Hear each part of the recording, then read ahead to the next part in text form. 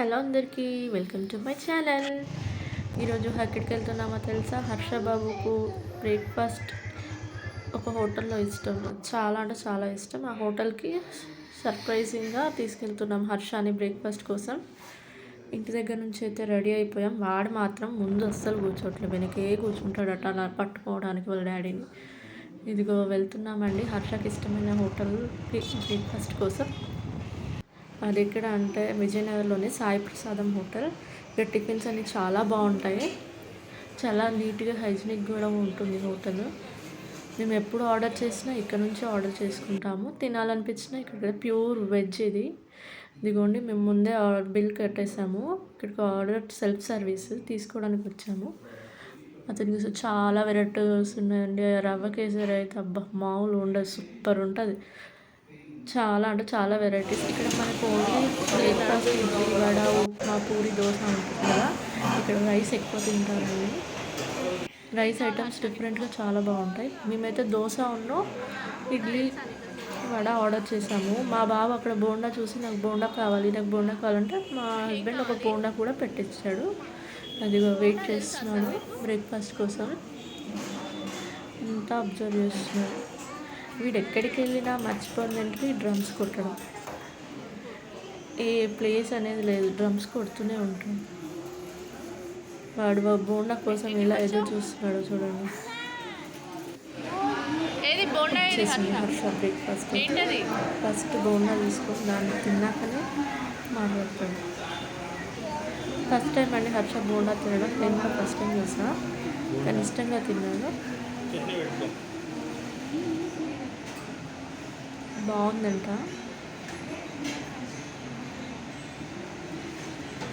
వాడి వడ ఇడ్లీ కంపల్సరీ ఎప్పుడు తింటాడని bonda first time తిన్నాడు. ఇంకా వెయిట్ చేస్తున్నాడు, ఏమున్నాయి, ఏం చేస్తున్నారు, అక్కడ ఏం చేస్తున్నారని అడుగుతున్నాడు. బాగుందంట, ఎంత క్యూట్గా చెప్తాడో బాగుంది అని. ఇంకా ఇక్కడ సెల్ఫ్ సర్వీస్ కాబట్టి మేము 2 దోశ ఇంకా 2 దోశ ఆర్డర్ ఇచ్చాము, నాకు మా హస్బెండ్కి. సో తీసుకోవడానికి వెళ్ళాం, నేను కూడా వెళ్ళాను. నీట్గా కాల్చి మంచి బటర్ ఇట్లా వేసి ఇస్తారండి, చాలా బాగుంటుంది మసాలా దోశ. పూరి కూడా బాగుంటుంది, కానీ మేము పూరి తీసుకోలేదు. మేము వెళ్ళడమే 11కి వెళ్ళామండి బ్రేక్ఫాస్ట్కి. అంతా రష్ ఎక్కువ లేదు, మార్నింగ్ అయితే ఎక్కువ ఉంటారు. వాడు అది ఏంటి అని అడుగుతున్నాడు, నా ప్లేట్లో ఉన్నది బటర్ని.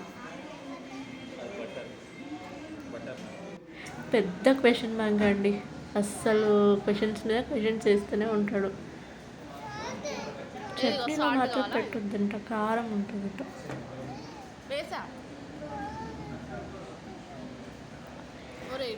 ఇంటికి ఆర్డర్ చేసుకుంటే మాత్రం చట్నీ కంపల్సరీ పెట్టించుకుంటాడు. సాల్ట్ కావాలట, అక్కడ సాల్ట్ బాటిల్ చూసి నాకు సాల్ట్ వేయండి అంటున్నాడు. నేను వేసి యాడ్ చేసా, ఇట్లా వేసేటట్టు ఏది కనిపించట్లేదని అస్సలు ఒప్పుకోలేదు. ఇంకా చాలంట, వెళ్ళిపోదామని దిగేస్తున్నాడు. వాడు తినేది హాఫ్ అంతా వేస్ట్ చేశాడు, కానీ తినాలి అని బాగా ఉంటుంది. అక్కడికి వెళ్ళి బ్రేక్ఫాస్ట్ ఈ సాయి ప్రసాదం హోటల్కి వెళ్ళి ఇదిగో చాలా సతాయిస్తే తిన్నాడు. అటు ఇటు చూస్తున్నాడు. మేమేమో కష్టపడి వాడు తినాలని ఫోర్స్ చేస్తున్నాము.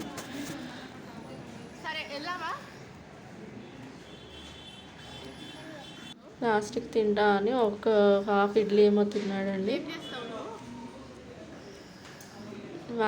కాకపోతే బ్రేక్ఫాస్ట్ మాత్రం ఇక్కడ నుంచే ప్రిఫర్ చేస్తాం. లంచ్ కూడా చాలా బాగుంటుంది. మేము ఈవినింగ్ వచ్చినప్పుడు నూడిల్స్ కానీ ఫ్రైడ్ రైసెస్ కానీ ఇక్కడ చాలా బాగుంటుంది. చాట్ ఉంటుంది, టీ ఉంటుంది, అన్నీ బాగుంటాయి.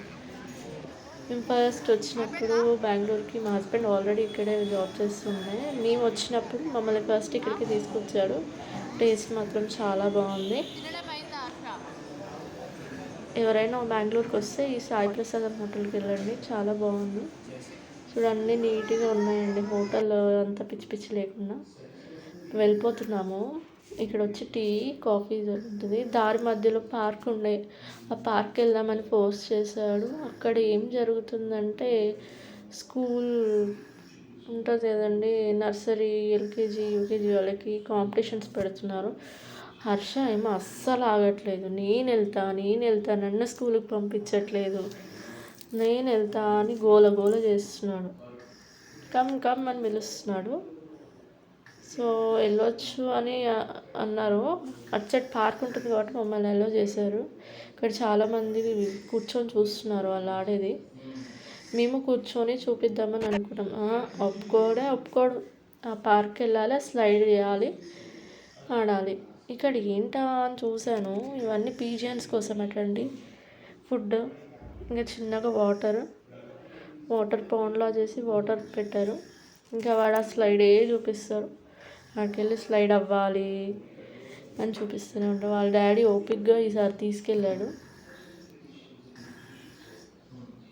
నేనేమో వద్దు అంటున్నా. ఎండ్ వచ్చేసింది, 12 అయిపోయింది, వద్దు అంటుంటే వినట్లేదు. ఇంకా ఆ రోజు జనరల్గా ఇక్కడ కొన్ని స్కూల్స్కి సాటర్డే ఆఫ్ ఉంటుంది కాబట్టి పిల్లలు కూడా ఉన్నారు. కష్టపడి ఎక్కుతున్నాడు.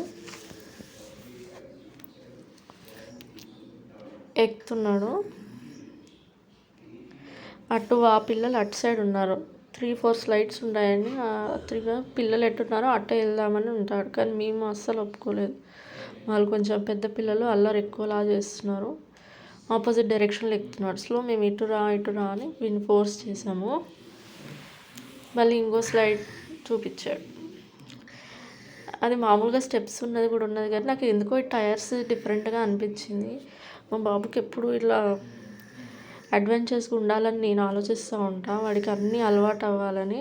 సో నేను అస్సలు ఒప్పుకోలేదు. ఆ టైర్స్ ఎక్కిచ్చే వాడిని స్లైడ్ చేపియాలని చెప్పాను. చూడండి పిల్లలు ఎంత చక్కగా ఎక్కుతున్నారు. వీడి ఏజ్కి అది నాట్ నెసరీ, కానీ నాకు మాత్రం ఇలా అడ్వెంచర్స్గా చెయ్యాలి, వాడు మంచి స్ట్రాంగ్ ఉండాలి అని ఉంటుంది. ఫైనల్లీ వాడు ఎక్కుతాడో లేదో అనుకున్నా కానీ ఎక్కాడు, స్లైడ్ అవుతున్నాడు. వాళ్ళ డాడీ అక్కడ ఉన్నాడు. పట్టుకో డాడీ పట్టుకో అంటున్నాడు. వస్తున్నాడు. ఫస్ట్ డే భయపడ్డాడు కానీ ఇప్పుడు అలవాటు అయిపోయి వెళ్దామని అంటున్నాడు. ఇంట్లో కూడా ఇదే ఆట ఆడతాడు. వచ్చేసాడు. ఓకే అండి, ఈ వీకెండ్ ఇలా గడిచింది. Thanks for watching.